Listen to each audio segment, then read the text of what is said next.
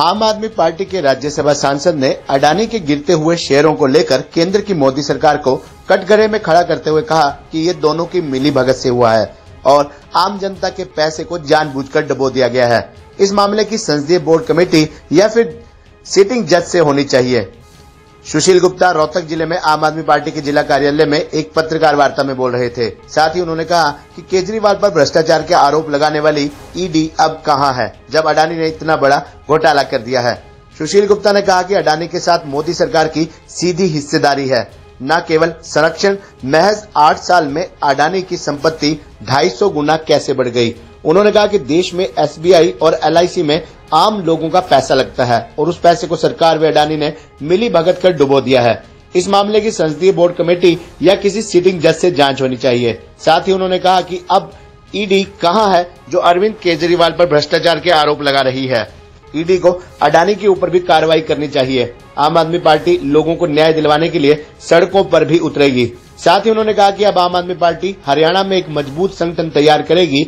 आम आदमी पार्टी का जिस तरह से परिवार बढ़ा है उसी वजह से संगठन को बर्खास्त किया गया है। उन्होंने कहा कि मौजूदा हरियाणा सरकार में भ्रष्टाचार, बेरोजगारी तथा क्राइम चरम सीमा पर बढ़ा हुआ है और ओपीएस को लेकर मुख्यमंत्री उल्टे सीधे बयान दे रहे हैं। ओपीएस हमने पंजाब में लागू की है और हरियाणा में भी सरकार बनने के बाद ये लागू किया जाएगा। साथ ही उन्होंने कहा कि हम बिना किसी गठबंधन के चुनाव लड़ेंगे और हरियाणा में सरकार बनाएंगे। आज पूरे देश के अंदर जितना बड़ा वित्तीय घोटाला हुआ है, अडानी की कंपनी और आज हरियाणा का मंत्री, पूरी भारतीय जनता पार्टी राष्ट्रवाद के नाम पे, देश के नाम पे इस घोटाले को दबाने के अंदर लगी हुई है।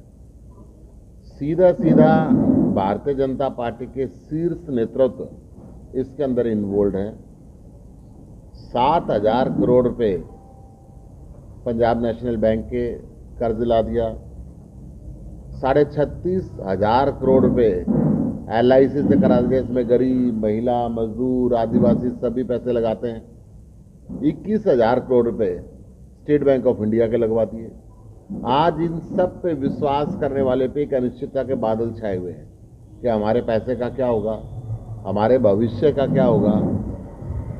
एक ऐसा व्यक्ति तो 11.5 लाख करोड़ रुपए निवेशकों के शेयर बाजार में लगे हुए एक सप्ताह के अंदर सवा हो गए। जब इसका भांडाफोड़ हिंडनबर्ग कंपनी ने किया तो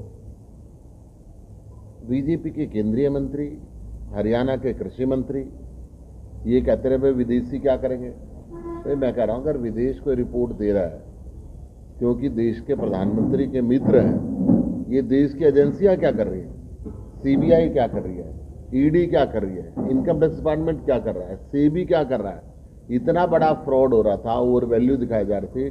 टैक्स हेवन कंट्रीज के अंदर कंपनियां खोल के अपने माल को दबाया जा रहा था। उस समय ये देश की एजेंसियां क्या कर रही थी? क्या प्रधानमंत्री कार्यालय का सीधा दबाव था इनके ऊपर? क्यों ऐसा हुआ कि एक व्यक्ति जिसके प्राइवेट जेट में गुजरात से देश के प्रधानमंत्री बनने के लिए मोदी जी आते हैं, क्यों ऐसा हुआ कि इसको कोई तजुर्बा नहीं? 6 एयरपोर्ट 2018 में ऑथराइज किए और सारे के सारे ऑक्शन में इनको दे दिए गए। ऐसा क्यों? मैं ये सवाल आप सबसे पूछना चाहता हूं। अडानी की कंपनियों में कितने शेखों के पैसे लगे हैं, कितने विदेशियों के पैसे लगे हैं, कितनी चाइनीज कंपनी के पैसा लगे हैं? क्यों राष्ट्रवाद का ढोल पीट रहे हैं? जो देश को लूट रहे हैं उस चंदे के नाम पे। आज भारतीयता की आड़ में ये देश को लूटा जा रहा है और विदेशियों टैक्स हेवन कंपनीज में कंपनियां बना के इस देश के पैसे का उल्टा सीधा किया जा रहा है। अडानी 8 वर्ष पहले 37,000 करोड़ रुपए का आदमी था, जो आज कई लाख करोड़ रुपए का आदमी हो गया। 230 गुना संपत्ति इसकी बढ़ गई 8 वर्ष में। आज तक तो हिंदुस्तान में किसी की नहीं बढ़ी, दुनिया में नहीं बढ़ी। दुनिया का 2 नंबर का सबसे बड़ा अमीर आदमी हो गया। कमाल है। 4.5 लाख करोड़ शेयर बाजार में निवेशकों के पैसे डूब गए। जवाबदेही किसकी है? क्या सीबीआई की है? क्या सेबी की है? क्या ईडी की है? क्या इनकम टैक्स डिपार्टमेंट की है? और नहीं है तो ये क्या कर रहे थे? क्यों इसको बचाने में लगे हुए थे? ये बहुत बड़ी बात है। जब इसका ट्रैक रिकॉर्ड खराब था, केतन पारिक के साथ मिलकर अडानी ग्रुप ने 495 रुपए का शेयर 6 हफ्ते में 1300 रुपए का कर दिया था, जब इसकी कंपनी के ऊपर बैन भी लगा था। जब इसका ट्रैक रिकॉर्ड खराब है तो फिर ऐसा क्यों हुआ? इसका भाई है विनोद अडानी, वो तो दोषी भी सिद्ध हो चुका है। टैक्स हेवन कंपनीज के अंदर, कंट्रीज के अंदर कंपनियां बना के जो फ्रॉड करता है, वो पहले ही दोषी सिद्ध हो चुका है। उसके ऊपर जब हो गया था तो ये क्या कर रहे थे?